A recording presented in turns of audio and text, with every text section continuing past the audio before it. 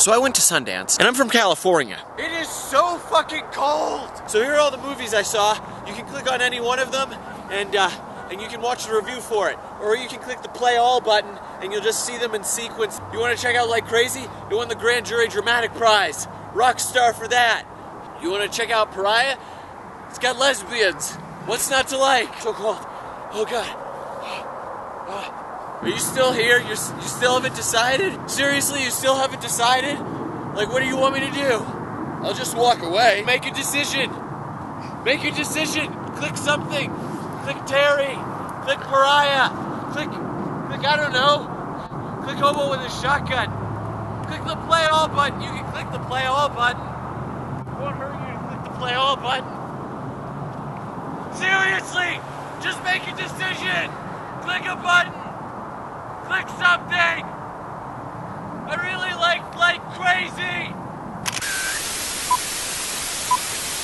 Terry is why you go to Sundance. The film is directed by Azazel Jacobs and is a departure from his previous and more personal Sundance film, Mama's Band. It's scripted by novelist Patrick DeWitt and revolves around an overweight high schooler, Terry, who is content with being an outlier. And when I say revolves around, I don't mean that in a Gravity sort of way. Space joke! Terry is played by Jacob Wysocki, who some of you may recognize from the now-deceased show Huge, or from his web sketch group, Bath Boys Comedy. There's a link below. Wysocki perfectly embodies Terry as this confused and apathetic teen who lives with his ill uncle and wears pajamas to school. What's actually so great about Terry is these elements of ambiguity. We know his uncle's ill, we don't know what of. But that doesn't matter. These elements don't frustrate, they empower the audience to fill in the blanks. And the information provided is just what you need. Is that a slogan for something? Viagra. Just what you need.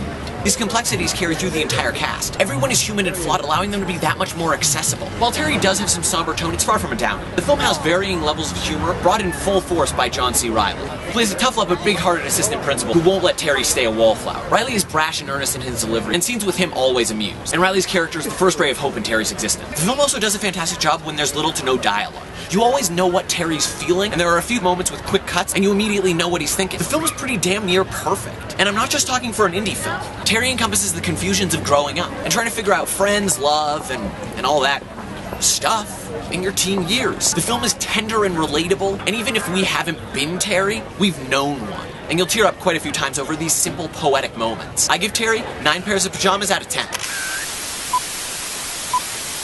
Submarine is fantastically indie. It feels so much like Wes Anderson, but more morose. It's a blend of the Royal Tenenbaums and Rushmore, with a story about a young boy, Oliver, who enters his first relationship with a girl in school, Jordana. But his relationship is tried as his parents' marriage starts to crumble. Like I said, it's very Wes Anderson. From line exchanges to costumes to shots, the film feels and looks it, but it's more philosophical, and possesses the British wit of comedian and now writer-director Richard Ayoud. I hope I'm pronouncing that correctly.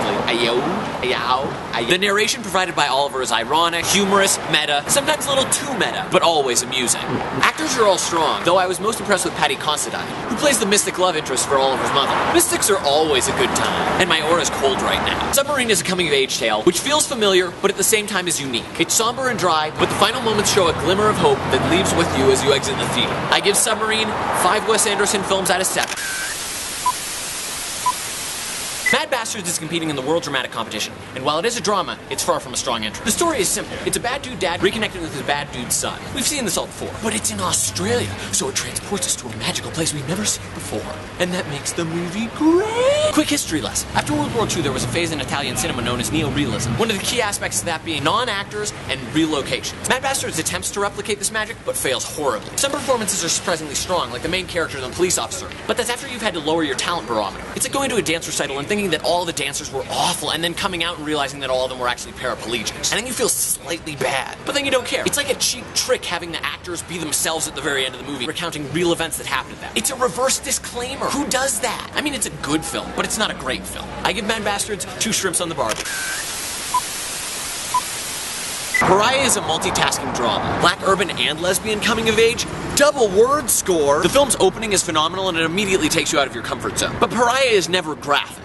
So hats off to Dee Reese's feature-length directorial debut, which is based off her short of the same name. Also, real quick, Dee Reese is such a director name, especially for Sundance. Quentin Tarantino, Morgan Spurlock, Dee Reese, it just fits. But then we've got someone like Mr. Generic Name, Kevin Smith. You've got to be thankful for work speaking for itself. Also, it'd be pretty bitchin' if Reese directed a 3D remake of E.T., because then you'd have 3D Reese's E.T. Just get that 3D and product placement right in the title. Shabazz! Such a dumb joke. Now, I'm neither black nor a lesbian, in case you couldn't tell, so I can't directly relate to the main character Lee's story, but I'd say performances are fair game. Maybe it's just me, but with dramas I tend to favor the supporting characters. I find them more interesting. It could be because I know that the main character is always bound for breakdown, and for that very reason I was more impressed with Lee's parents or Bina and Laura, whose relationship sculpted Lee's collapse and rebirth.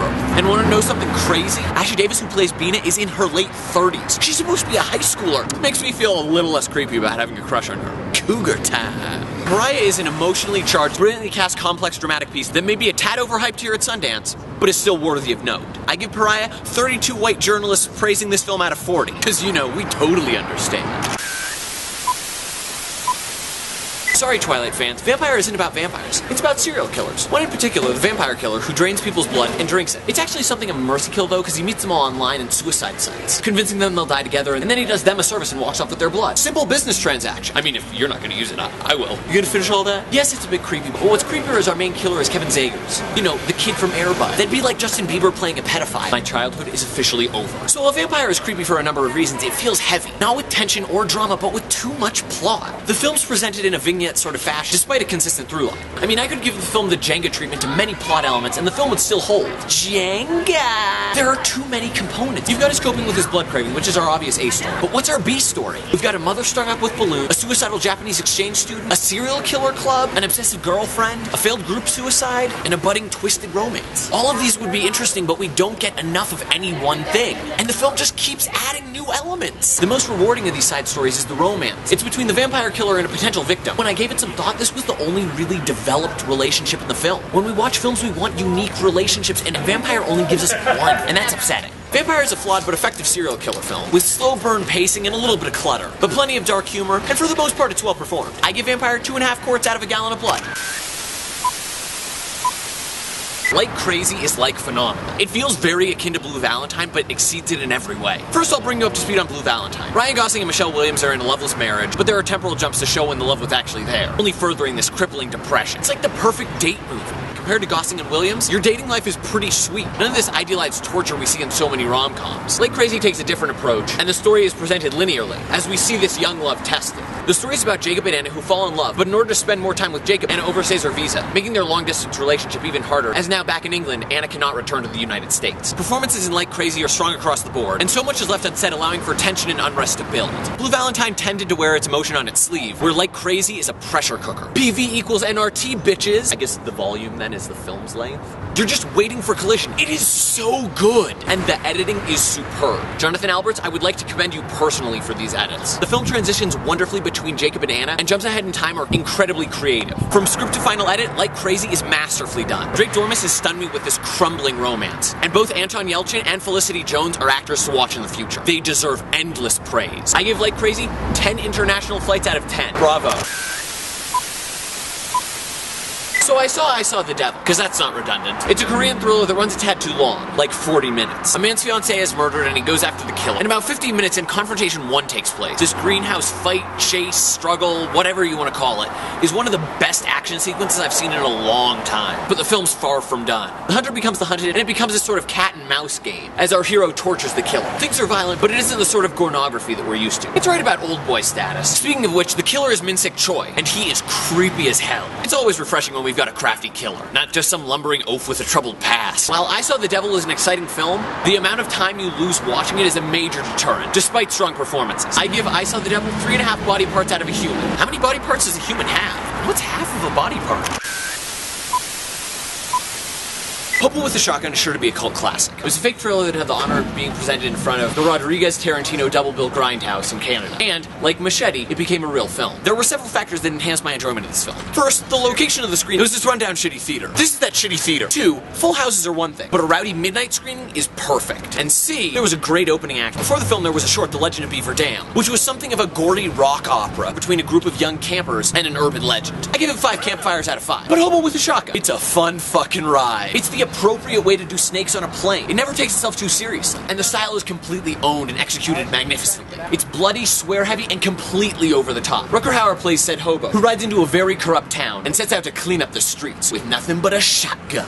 Cliches are abound, but in the best way possible. A grizzled hero, a whore with a heart of gold, a showman crime boss, and there are tons of quotable one-liners. And the visuals in Hobo are a standout. Everything is heavily lit with greens, reds, yellows. The gaffer just must have had a party with this one, making this film look like nothing I've ever seen before. Hobo with a Shotgun is the perfect midnight screening. I give Hobo with a Shotgun 5 shotguns out of 5, because that's like a really simple way to go. So that was my Sundance. Leave your thoughts and comments on any of the movies I just reviewed. Thanks for watching. Oh Jesus, it's so cold.